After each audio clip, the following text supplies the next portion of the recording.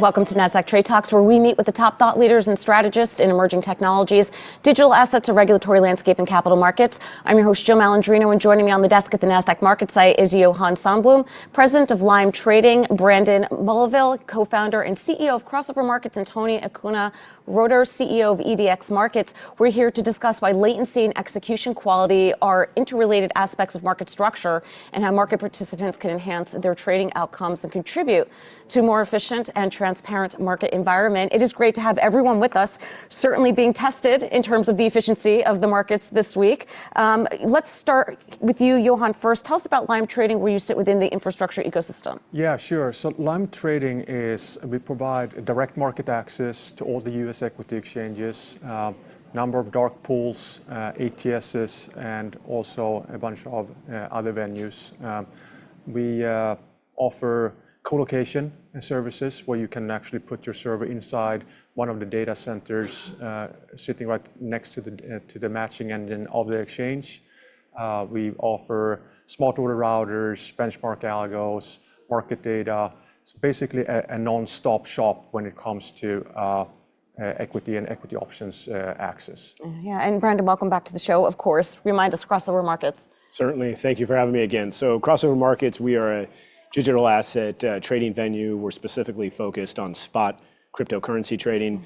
We're the first ever execution only venue in the space. We're the first ever ECN in the space, which I'm sure we'll talk about. We also have the privilege of being the fastest execution engine in the space. And so our vertical that we're principally focused on is being that dominant player in the execution vertical in the crypto domain. All right, and Tony, EDX, I would imagine digital assets as well with that DX in there. Exactly.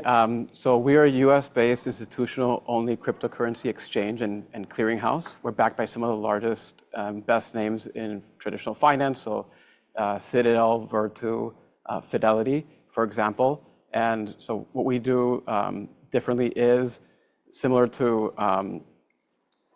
traditional markets. We run a venue for execution. We have a clearinghouse, and that allows us to allow folks to trade on limits. It allows folks to net settle once per day, so it's very capital efficient to trade on EDX. We also run an unconflicted business model, so we're not trying to be the broker or the market maker like other crypto players. And then we run an all-to-all market, so that allows market makers to post their orders. We allow for price discovery and a very efficient liquidity.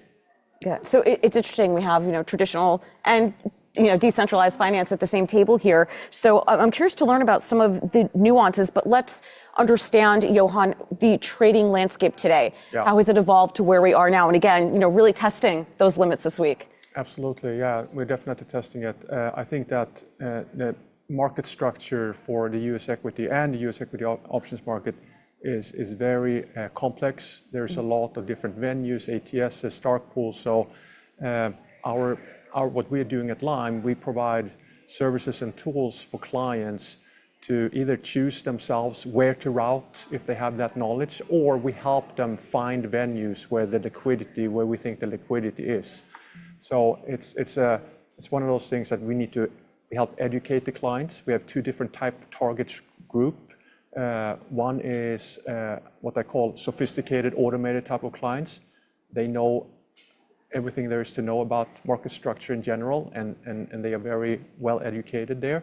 And then the next group we are targeting is more on the retail side, and they really need to understand where to route orders. And I think retail over the last couple of years have been a lot more sophisticated. They're asking the right questions. They want to know.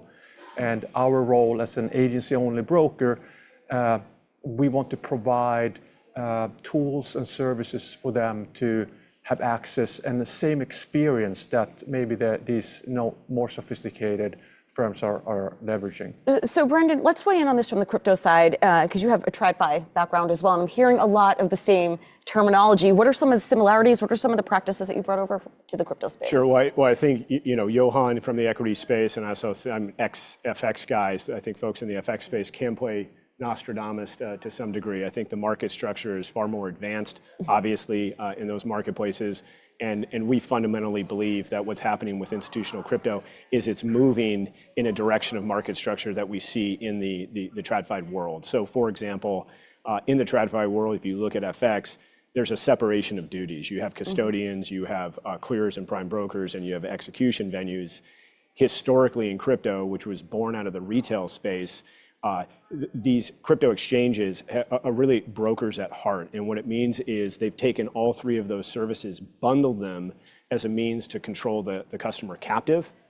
And that's a business model that in practice has always worked for retail. It's worked for mid-market institutions who favor simplicity above all else. But when you look about creating a wider institutional landscape, you really need those separation of duties to provide best in breed, and really what institutions want, whether it's banks in the future, the dealers, the hedge funds, asset managers, is they want to collapse the cost to trade. And that's how you do it, is to promote competition through best in breed right, and that's what you were saying, Tony. EDX, you focus on a specific area for that reason. Yeah, 100%. So if you're an institution today, and let's say you want to get into crypto, EDX is not competing with you, right? We're not trying to be the broker. We're not the market maker. So really, it's this pure play infrastructure for exchanges and the clearinghouse. And then, as you mentioned, this week has been a bit crazy with volatility. I think that's where we really shine, bringing what I learned a lot at CME Group. I was 11 years there, building a match engine that can respond in tens of microseconds. And we've lived through the flash crash of May and the depegging of the Swiss franc and all these things. So all those things are just baked into our solution as we want to bring more institutions into crypto. Yeah, well, it's interesting, Johan, and just for context for people watching this on the replay, we are, of course, talking about, April 10th and the week of April 7th just in general has been volatile, because who knows what following weeks could look like, or if we do come back to more of a normal environment. I think it's been quite remarkable how resilient the markets have held up. Yes, I think it's a very good thing. It didn't used to be like that. The financial crisis, there was a lot of venues, exchanges, and brokers and such that had a lot of technical issues. Has been very few of those during this time of high volatility. So that's a very good thing. And I think there has been a lot of work within brokerage firms, exchanges, venues, and such that they are prepared for this type of volatility. Yeah. So it's a good thing. Well, I mean, sometimes out of crises is where innovation is born. So we understood, we learned things from 9/11, the financial crisis, COVID, and a couple of other blips in between. But this is how you test your infrastructure. That's right. Yeah, I mean, infrastructure needs to be robust. I think one thing that's happening is everyone's getting used to the fact that information is real time, right? All the way down to the retail consumer, right? Information used to be readily available to all institutions that are in a particular asset class. Now the information is all the way down to the retail consumer. They're on a mobile app. They can do things right now as we're on air. And so what happens, and certainly on a retail perspective, whether in equities, FX, or in crypto, what happens is you tend to see these, especially during times of volatility, these packet bursts of trading. And so your system, from a speed of execution, we're executing across X trades in about 5 microseconds. And from a performance standpoint, handling 1 million orders per second, right? So this is like fundamentally where the market has gone so far, and I think where it's going in the future is the ability to process all of this information as people are reacting to things in real time. Yeah, and this is essentially the ethos of this panel that we're talking about here today, where nuances like latency and best execution, quality, all of this is interrelated. When you think about fragmentation and market structure and how all of that influences getting the best price and execution for your trades. Yeah, and in addition to what Brandon said, for EDX, because we have the clearinghouse, that means that we get to centrally risk manage all of the participants that are trading within EDX. So again, during times of high volatility, our clearing operations team is making sure that everyone is within risk tolerances, that we're managing folks' limits, that we can do intraday settlements. And so that's something that we think is unique to EDX, where we have both the execution side of things, but we can centrally risk manage all of our participants as a central counterparty. And I was going to get into, regulation and compliance there for a moment, because for the institutions, if you have everything under one umbrella, not only can it be more expensive, but you also have concentration risk there as well. If you have a platform that's all things to everybody. Yeah, and I think that's why we've made the conscious choice of, again, not being the market maker, not being the broker, but really focus on like the execution and the risk management of that execution, like very similar to what you would see with a CME group, for example. Right. And when it comes to latency and execution quality, you continue to see that improve across the traditional markets as well. Absolutely, and I think the sophisticated clients, they understand the value of execution and what it means to the overall alpha of the portfolio, but also I think it's important for retail to start understanding this as well. They usually say that, well, latency doesn't really matter to me. I would disagree with that. I think when you start trading a lot more, latency is very important to the overall portfolio performance in terms of execution quality, key positioning, and cost management. So it's something that we try to promote and tell clients, these are the reasons why you should work with brokers that offers a low latency execution, because over an extended period of time, we believe that you will get a better performance. Mm-hmm. Let's talk about fragmentation for a moment here, Brandon. When you think of more venues, that's more competition. That could be good for the customer, but it's not necessarily the case when you have too much fragmentation within the system, because that can lead to issues as well. What's that nuance? Well, again, being an FX guy, I'm very comfortable with fragmentation. Right. The spot FX market is highly fragmented. Depending on the currency, there may or may not be a primary market that you can look back to. And for us, the way we think about it is from an execution layer. If you look at, there's been a central limit order book execution style model that's been pervasive in equities, but also in the spot crypto world. Right? There's 300 plus crypto exchanges. All of them are effectively using a central limit order book model. And what it means is that all the clients, makers, takers, retail, institutions, they're all bundled into one thing. And so when a client comes in who's predatory in nature, it has an adverse impact on effectively pricing and liquidity. And so you have to deal with that. Central limit order books start to deal with that deficiency by talking about private rooms. The way we deal with the fragmented liquidity is on an ECN. What happens is every user on the platform has its own market data, own pool of liquidity, and can access that liquidity, but can also access other takers on the system. And so it's very bespoke, and what it offers is kind of yield optimization to the market maker, and we think kind of spread compression and eradicates things like market impact to the user. So in other words, like the liquidity isn't sucked out of the system if you have... The liquidity your liquidity experience effectively becomes baked based on two things: actual market conditions and your own behavior, not the behavior of another user on the system. Right. Right. So then you're saying, Tony, the execution policy is continuing to evolve as platforms and the infrastructure matures. Yeah, and I think similar to what Brandon is saying, we also believe that it's important to have different quotes. So at EDX, you can tag orders as retail only, for example. That gets you folks quoting tighter because they want to be able to quote differently for retail than for institutions. And so we are able to bring all that together, not in a dark pool or a separate room, but it joins the all-to-all market that EDX has. Yeah. I'm sorry. Yeah, I was just going to add one thing. I think it's another thing that's important from a liquidity standpoint, from a credit standpoint, also from a regulatory standpoint to understand when we talk about cryptocurrency, is that cryptocurrency crosses borders the way FX crosses borders. Right? If you're buying Bitcoin dollar, doesn't matter if you live in Japan and Germany or United States, it's the same contract. And that's not necessarily, when we think of US equities, we think of US equities, it's walled off, right? And so we think of, in futures, for example, you're going to think of the CME as a single point of reference. When you think about global markets like FX or crypto, you really have to get comfortable dealing in a fragmented liquidity environment. Yeah, that's a great point that you bring up. And Johan, you made a reference to educating the retail investor as well. I think it's important to point out that liquidity and volume are two very different things, and to be aware of that when you think about execution. That's correct. It's very important. And also, I think it's very important for the clients to understand what latency is coming from, how they are interacting with their broker, how they are interacting, how they are connected.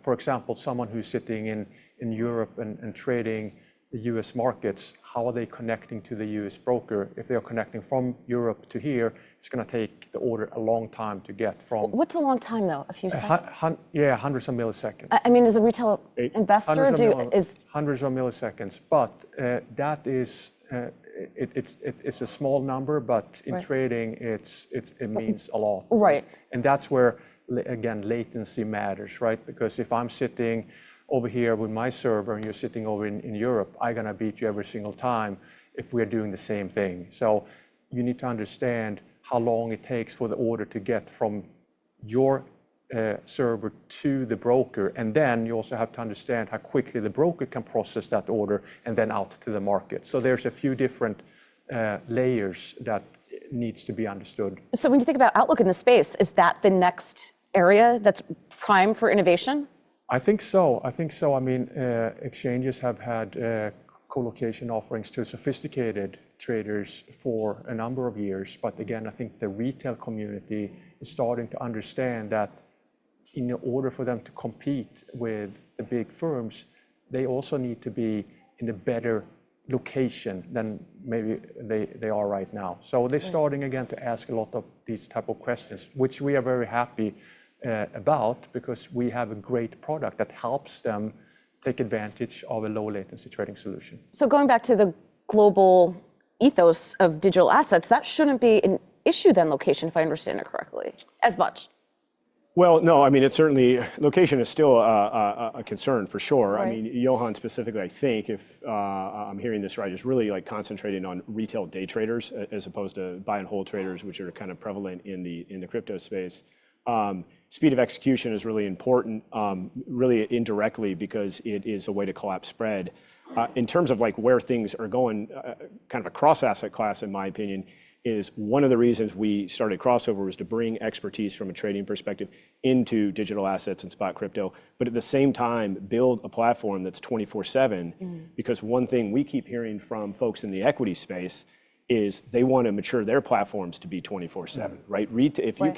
If you can order something on Amazon and it shows up now on Sunday morning at 7, why can't you manage your risk, right? And there's a few reasons, but one of the ones we're centrally focused on is the fact that the institutional grade technologies across asset classes were never designed to be 24/7, and that's one perk that crypto, I think, can deliver back to the TradFi world. That is an interesting point. So Johan, this might seem like an elementary question. Will that impact liquidity if there is 24/7 trading on the equity side? So for example, when you open up an IPO, you don't do it exactly at the open because you see, you have the most vol, then you kind of, work it through the morning. Sure. Or, when you're thinking about how you're closing your books and what the closing price is and so forth, will that change anything if it's 24/7? Yeah, I think in the equity space now, what we're talking about is 24/5. So we are definitely, far behind the crypto space, but 24/5 is something that Nasdaq and many of the other exchanges are working on. And there's complexity around it, market data, corporate actions, and all of that stuff. But we will eventually catch up to other asset classes, and I think it will provide an opportunity for overseas clients and so on to be able to trade when they need to trade. So I think it's a very exciting time. So you don't have to work Sunday through Thursday, APAC hours anymore? We're working Christmas, we're working New Year's. Yeah, it's. Because you guys were effectively a day ahead of us. All day, every day. Yeah. Tony, we have to wrap up here, but when you think about your outlook, what's prime for innovation? I think we're going to see the commoditization of clearing and settlement. And I think as you talk about best decks, it's really complicated in crypto because it's not just about where the spreads are, it's about where the credit risk is. Like, is it going to be more risky to trade an exchange in Indonesia versus an EDX that's based in the US, right? So I think baking all of that in and making sure there's a settlement and clearinghouse layer that can support all of that, as folks consider best decks and cost of execution will be important. All right, appreciate everyone's insight. Thanks for joining us on Trade Talks. I'm Jill Malandrino, Global Markets Reporter at Nasdaq.